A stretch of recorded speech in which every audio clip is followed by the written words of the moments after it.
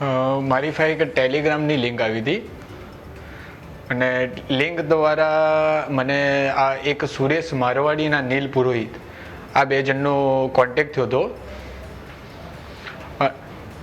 જી, આ બેનો કોન્ટેક્ટ થયો હતો ત્યારબાદ મને અહીંથી બેંગ્લોરથી બેંગકોક સુધી મને બોલાવવામાં આવ્યો.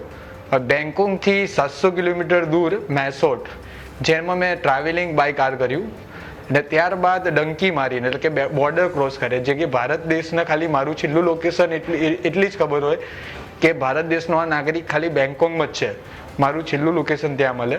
અને ત્યાંથી મેં રિવર ક્રોસ કરી ડંકી મારીને મ્યાનમાર અમને લઈ ગયા.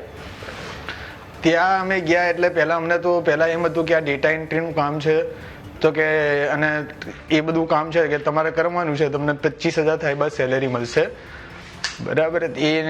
એ વાત સમજીને અમે લોકો ત્યાં પહોંચ્યા હતા અને ત્યાં જઈને જોયું તો ત્યાં સ્કેમ એટલે કે telecom regulatory authority of India, જે ભારતીય દૂર અધિનિયમ નું જે છે નેટવર્ક ચાલી રહ્યું છે એનું કામ ચાલી રહ્યું હતું.